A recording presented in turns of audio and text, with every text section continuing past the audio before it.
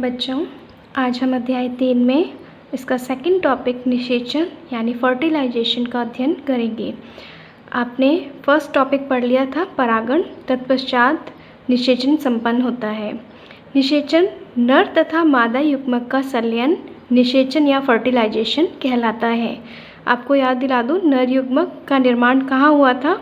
परागकोश में परागकण बने थे जो अंकुरित होकर के नर युग्मक का निर्माण करते हैं। और मादा युग्मक कहाँ बनता है? भ्रूण कोश में। ठीक है, भ्रूण कोश में जो अंड कोशिका है वो क्या है? मादा युग्मक है। तो नर युग्मक को मादा युग्मक तक पहुँचने के लिए काफ़ी चरण जो है वो पार करने पड़ेंगे। तो इन चरणबद्ध तरीके से निषेचन की प्रक्रिया संपन्न होती है। फर्टिलाइजेशन या जो निषेचन है, इसका सबसे पहले अध्ययन स्ट्रॉसबर्गर ने, साइंटिस्ट हैं स्ट्रॉसबर्गर, उन्होंने किया था लीलियम नामक पादप पर। तो फर्टिलाइजेशन या निषेचन क्या है? नर तथा मादा युग्मक का संलयन निषेचन कहलाता है। तो इसमें प्रक्रिया में सबसे पहले क्या होता है? जो परागकोश में जब स्फुटित होते हैं, यहाँ पर स्फुटन की क्रिया जब संपन्न होती है तो कौन मुक्त होते हैं? परागकण मुक्त होते हैं। ये परागकण कहाँ जाते हैं? अपने जाति के पुष्प की वर्तिकाग्र पर स्थानांतरित होते हैं और इसी प्रक्रिया को हम क्या कहते हैं? परागण कहते हैं। निषेचन की क्रिया संपन्न होने के लिए परागण होना अति आवश्यक है। परागण नहीं होगा तो निषेचन संपन्न नहीं होगा। तो परागकण जो है इसकी वर्तिकाग्र पर आ जाते हैं, इसी क्रिया को परागण या पॉलिनेशन कहते हैं। जब परागकण इसकी वर्तिकाग्र पर आ जाते हैं तो यह अंकुरण की क्रिया करते हैं। अंकुरण यानी कि पराग जो कण हैं उनकी आंतरिक चोल एक ट्यूब या नलिका का निर्माण करती है, जिसे इस प्रक्रिया को ही क्या कहते हैं? हम अंकुरण कहते हैं। ठीक है, पराग नलिका का बनना अंकुरण कहलाता है। इस दौरान जनन क्षेत्र से अंतःचोल पराग नलिका के रूप में बाहर निकलती है और वर्तिका में प्रवेश करती है। अधिकतर एक परागकण से एक ही पराग नलिका बाहर निकलती है, इसे एक नलिकीय परागकण कहते हैं। लेकिन मालवेसी और कुकुरबिटेसी कुल में परागकणों से एक से अधिक पॉलन ट्यूब्स या पराग नलिकाएं बाहर निकलती हैं। ऐसे परागकण बहुनलिकीय परागकण कहलाते हैं। अब इस पराग नलिका की वृद्धि होगी, ये वर्तिका में प्रवेश करेगी और इसकी जो है वो वृद्धि होगी। तो अधिकतर पादपों में वर्तिका अंदर से कैसी होती है? बंद या अंदर से ठोस होती है। तो पराग नलिका के सिरे पर एक एंजाइम पाया जाता है जिसे कहते हैं पैक्टिनेज। ये पैक्टिनेज एंजाइम जो वर्तिका है उसके केंद्रीय भाग के ऊतकों को नष्ट कर देता है, जिससे एक मार्ग बन जाता है इसको आगे वृद्धि करने के लिए। पराग नलिका की वृद्धि हमेशा अंडाशय की तरफ ही होती है, क्योंकि वर्तिका, अंडाशय और बीजांड में रसायनवर्ती कारक पाए जाते हैं जो कि इसकी वृद्धि की दिशा को निर्धारित करते हैं। तो इसकी वृद्धि कैसी होती है? एक दिशीय होती है, हमेशा एक दिशा में ही होती है और रसायनानुवृत्ति होती है, क्योंकि रासायनिक पदार्थों से उत्प्रेरित गति होती है।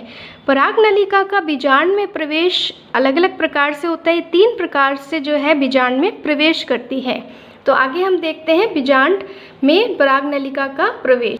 पहला प्रवेश है इसमें बीजांड द्वारीय प्रवेश या पोरोगैमी, दूसरा है निभागीय प्रवेश या चैलेजोगैमी और तीसरा प्रकार का प्रवेश है अध्यावरणीय प्रवेश या मिजोगैमी। तो पहले जो पोरोगैमी है या बीजांड द्वारीय प्रवेश है, इसमें पराग नलिका बीजांड द्वार से प्रवेश करती है। इस सिरे से पराग नलिका कहाँ से प्रवेश करेगी? बीजांड द्वार से। तो इसे पोरोगैमी कहते हैं और अधिकांश पादपों में इसी प्रकार का प्रवेश पराग नलिका करती है। दूसरे प्रकार का है निभागीय प्रवेश। इसमें जो बीजांड का निभागीय सिरा है वहाँ से पॉलन ट्यूब प्रवेश करती है और आगे जो है वो भ्रूण कोश में प्रवेश करेगी। यानी प्रथम प्रवेश कहाँ होगा इसका? निभागीय सिरे से। इस प्रकार का प्रवेश पाया जाता है।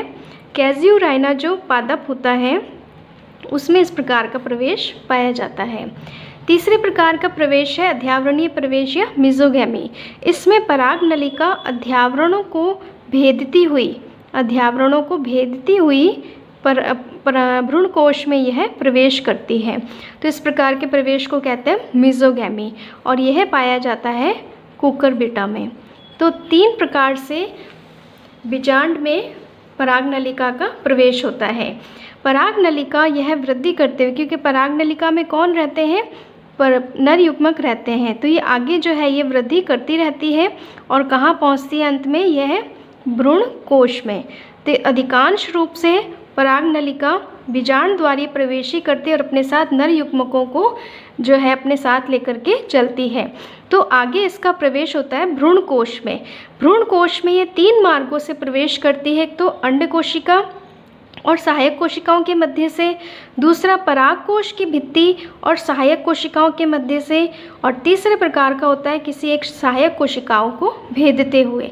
तो किसी भी मार्ग से ये प्रवेश करती है और इसका प्रवेश कई चरणों में प्रवेश इसका होता है।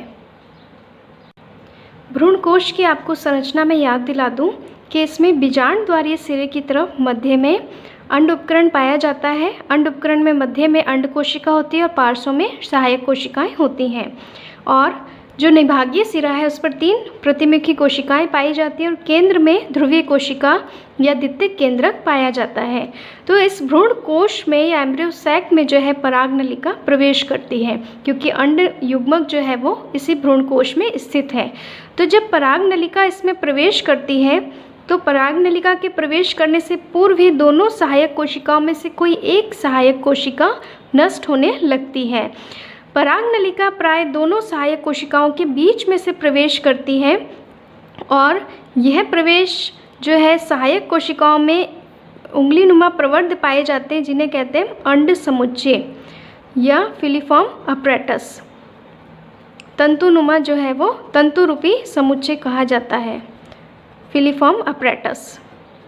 तो इसके अट्रैक्शन से या इसके आकर्षण से पराग नलिका इसमें प्रवेश करती है और कुछ दूरी पर चलने के पश्चात यह जो है मुक्त हो जाती है। अपने साथ ये नर युग्मकों को साथ लेकर के चलती है और कुछ दूरी में प्रवेश करने के पश्चात इसका अग्र सिरे से एक छिद्र उत्पन्न हो जाता है, यहाँ आकर ये फट जाती है।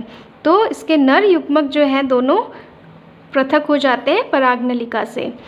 दूसरी जो सहायक कोशिका है नष्ट होने लगती है वह भी, और एक नर युग्मक अंड कोशिका से, ये अंड कोशिका है, इससे जो है संलयन करता है, यहाँ पर ये संलयित हो जाता है।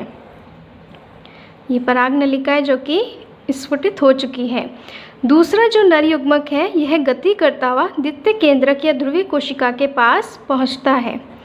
इसके पास पहुँचने के पश्चात यह इससे फ्यूज़ हो जाता है। तो इस प्रकार आपने देखा कि एक नर युग्मक जो था वह अंड कोशिका से संलयित हो गया और उसने जो है आगे जाकर के युग्मनज का निर्माण किया। युग्मनज जो कि द्विगुणित होता है, क्योंकि अंड कोशिका अगुणित है, नर युग्मक भी अगुणित है। इनके संलयन की घटना को ही जो है युग्मक संलयन कहा जाता है। इसके परिणाम स्वरूप युग्मनज का या जाइगोट का निर्माण होता है।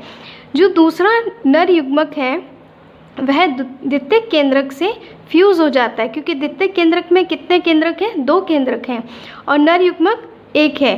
तो तीनों की संयोजन को त्रिक संलयन कहते हैं। अगला स्टेप हम देखेंगे, ये प्रतिमुखी कोशिकाएं नष्ट हो जाती हैं।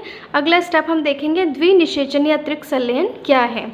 द्विनिषेचन या त्रिक संलयन यानी जब अंड युग्मक या अंड कोशिका या मादा युग्मक तथा नर युग्मक 2 है, प्रथम नर युग्मक संलयित होता है तो इसे युग्मक संलयन कहा जाता है।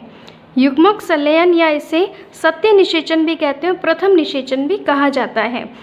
युग्मक संलयन के परिणाम स्वरूप युग्मनज का निर्माण होता है जो कि द्विगुणित होता है। अंड कोशिका अगुणित, नर युग्मक अगुणित और युग्मनज द्विगुणित। दूसरी इसमें घटना होती है कि द्वितीयक केंद्रक जो कि द्विगुणित है, यह द्वितीय नर युग्मक, इसको फर्स्ट हम कह सकते हैं और ये वाला सेकंड, द्वितीयक नर युग्मक जो कि हैप्लॉइड है या अगुणित है, इसके साथ संलयित होता है और यह प्राथमिक भ्रूणपोष केंद्रक बनाता है। भ्रूणपोष एम्ब्रियो एंडोस्पर्म केंद्रक बनाता है और इस घटना को कहा जाता है त्रिक संलयन, क्योंकि यहाँ पर 3 केंद्रकों का संलयन हुआ है। इस क्रिया को युग्मक संलयन या सत्य निषेचन, ये वाली क्रिया, अंड कोशिका और नर युग्मक का संलयन युग्मक संलयन, द्वितीय केंद्रक और नर युग्मक का संलयन त्रिक संलयन, दोनों की घटना को द्विनिषेचन कहा जाता है। डबल फर्टिलाइजेशन बहुत ही महत्वपूर्ण है। द्विनिषेचन आवर्तबीजी पादपों का यह विशेष लक्षण होता है और इसकी खोज जो है सबसे पहले नवास्चिन ने, SG नवास्चिन है, उन्होंने फ्रिटिलेरिया पादप में की थी। फ्रिटिलेरिया और लीलियम नामक 2 पादप थे, उस पादप में इसकी खोज उन्होंने की थी। तो बहुत ही महत्वपूर्ण ये क्रिया है।